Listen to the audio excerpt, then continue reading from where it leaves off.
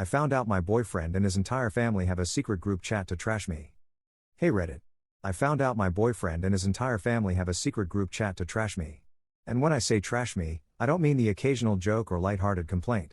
No, I mean full-on, relentless mockery, insults, and even plotting ways to make my life harder. The worst part? My boyfriend, the man I've been with for almost 3 years, is one of the most active participants. It all started a few weeks ago when I noticed my boyfriend, Jake, becoming overly secretive with his phone. Now, I'm not the type to snoop, I believe in trust, but he was being downright suspicious. He'd tilt his phone away whenever I walked by, lower his voice when he was on the phone with his mom or sister, and even started putting his phone on silent when we were together. At first, I thought maybe he was planning something sweet, like a surprise or a gift, but deep down, I had a nagging feeling something was off. Then, one evening, while we were watching a movie at his place, he got up to grab a drink from the kitchen and left his phone on the couch. Normally, he takes it with him everywhere, so I don't know what came over me, but I decided to take a peek. The second I unlocked it, my heart dropped.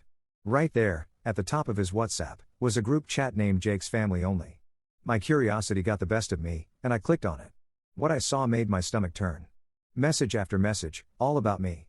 And not in a good way. His mom had sent a long rant about how I wasn't raised properly and that my manners left much to be desired. His sister chimed in, calling me clingy and desperate, saying that Jake could do so much better. His dad, who I had always thought was the quiet, neutral one, commented that I was too high maintenance and that I sucked the fun out of everything. But the worst part was Jake's messages. My own boyfriend. The man who told me every day that he loved me. The one who held me when I cried, laughed with me, made me feel safe. He was one of the most active in the chat. He joked about how I gained a little weight, saying that I needed to lay off the snacks.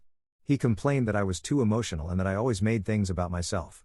He even laughed along when his mom suggested that he start pulling away slowly so I wouldn't cling to him like a lost puppy when he eventually left me. I felt like I couldn't breathe. This wasn't just casual venting or an occasional complaint. This was cruelty. This was a whole family bonding over how much they disliked me, planning how to get rid of me, and Jake, my Jake, was leading the charge. I locked his phone and placed it exactly where it was before he left. I sat there, staring blankly at the TV screen, my mind racing. How long had this been going on? How many family dinners had I sat through, smiling and making polite conversation, while they all secretly despised me? How many times had Jake reassured me that his family loved me when, in reality, they were tearing me apart behind my back?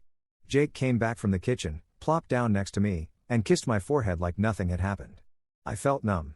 I knew I couldn't bring it up right then and there. I needed to process it, to figure out what I was going to do next. That night, I went home and cried. Cried like I hadn't in years. I felt humiliated, betrayed, and so stupid. I replayed every interaction I'd ever had with his family in my head, searching for the signs I had missed. I had always known they weren't overly warm toward me, but I had chalked it up to them just being a little reserved. I never in my worst nightmares thought they outright hated me. For the next few days, I acted normal. I needed time to think. I needed to decide if this was something I could ever forgive, or if I even wanted to. But as the days passed, I found myself growing angrier. Not just at Jake and his family, but at myself. How had I been so blind? How had I let myself be in a relationship where I was nothing more than a joke to the people closest to him? The final straw came when Jake casually mentioned that his mom wanted to have dinner with us that weekend. He acted so normal, like everything was fine. Like he wasn't just laughing at my expense in their private little hate club. That was when I knew. I couldn't do this. I couldn't be with someone who could look me in the eyes and tell me he loved me, only to turn around and trash me with his family. I decided I needed proof. Not for anyone else, but for myself. I needed to see it again to remind myself that this wasn't just a bad dream. So, that night, while Jake was asleep, I carefully took his phone again. My hands were shaking as I unlocked it, dreading what I would find. And there it was. More messages. More insults. More discussions about how Jake should keep me around a little longer until he found someone more on his level. My heart shattered all over again. I took screenshots of everything and sent them to myself.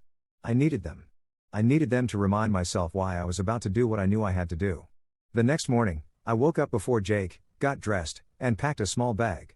I wasn't going to make a dramatic exit, not yet. I wanted to do this right. I needed to confront him, but I wanted him to see exactly what I had seen. So, I sat on the edge of the bed, waiting for him to wake up.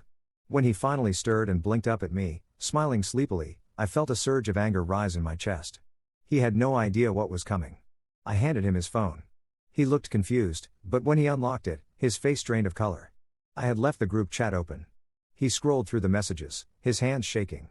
Care to explain? I asked, my voice cold. He looked at me, panic flashing in his eyes. Babe, it's not what you think, I let out a bitter laugh.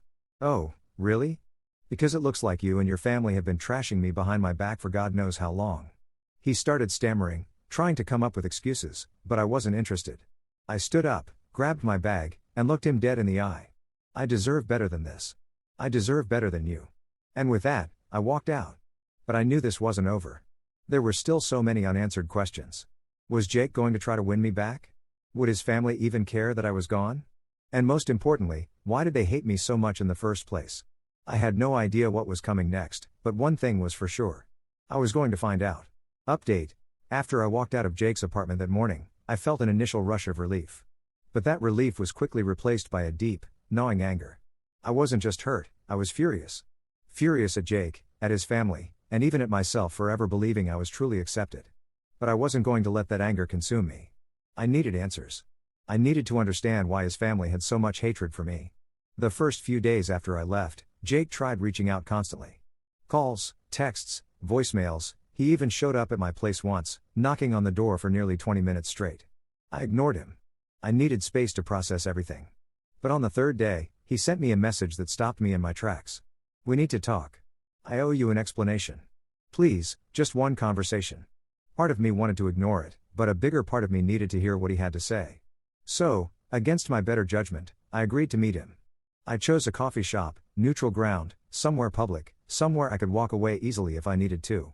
When I arrived, he looked awful. Dark circles under his eyes, unshaven, like he hadn't slept in days. A tiny, pathetic part of me almost felt bad for him. But then I remembered why we were here. The moment I sat down, he launched into a long-winded, frantic apology. He told me he never meant to hurt me, that the group chat was just family banter, that he didn't realize how bad it had gotten. He claimed he only went along with it to keep the peace with his family and that deep down, he never truly felt the way they did. I let him talk, but I wasn't buying it. I asked him why his family hated me so much in the first place. What had I done to deserve that level of vitriol? He hesitated for a long time before finally admitting the truth. It had nothing to do with me personally. It was about control. Apparently, his mother was extremely possessive, and she never thought any woman would be good enough for her son. She saw me as a threat, someone who was taking him away from the family. His sister followed her lead, and his dad? He just went along with whatever kept the peace. As for Jake, he had been so conditioned to keep his family happy that he let them tear me apart just to avoid conflict. Hearing that made me sick. It wasn't that I wasn't good enough for them. It was that they never intended to accept me in the first place. Nothing I could have done, no amount of kindness, politeness, or effort, would have changed their opinion of me. When he finished talking, he looked at me with pleading eyes. I still love you, I swear. Please, don't let them ruin what we have. I let out a bitter laugh. They didn't ruin anything, Jake. You did. And with that, I walked away. But something told me this wasn't the end of it. Another update. I thought that after I walked away from Jake at the coffee shop, things would start settling down. I was wrong. A few days later, I started receiving messages from his family. First, it was his mom. She sent a long, condescending text about how relationships require forgiveness and that I was being dramatic by ending things over a few silly jokes. She even had the audacity to say that I should have been grateful that they took such an interest in me because it showed they cared. I didn't respond. I blocked her number. Then his sister messaged me. Her approach was more aggressive. She accused me of being too sensitive and ruining Jake's life. She said he had been miserable since I left and that I should stop playing the victim. Blocked. But the worst message came from Jake's dad. I never expected him to get involved, but his message chilled me to the bone. You knew what you were getting into with our family. If you couldn't handle it, that's on you. But walking away like this makes you look weak. I didn't even bother responding. I blocked him too. At this point, I realized something terrifying. They weren't just a toxic family. They were a manipulative, controlling unit that saw nothing wrong with their behavior.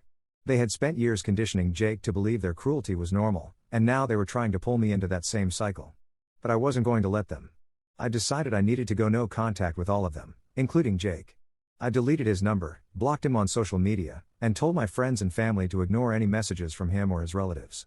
It wasn't easy, I had loved him, after all, but I knew this wasn't just about a breakup. This was about protecting myself from a toxic environment that I never should have been a part of in the first place. For a while, things were quiet. I thought maybe they had finally given up.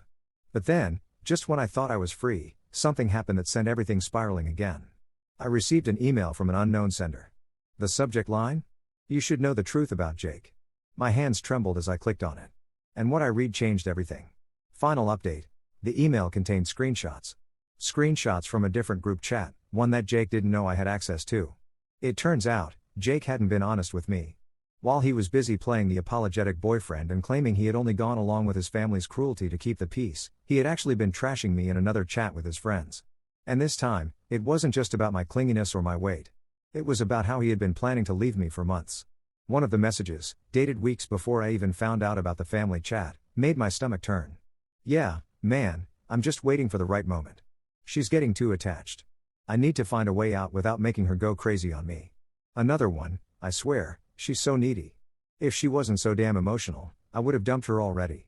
And then, the worst one of all, Mom was right. I should have ended this a long time ago.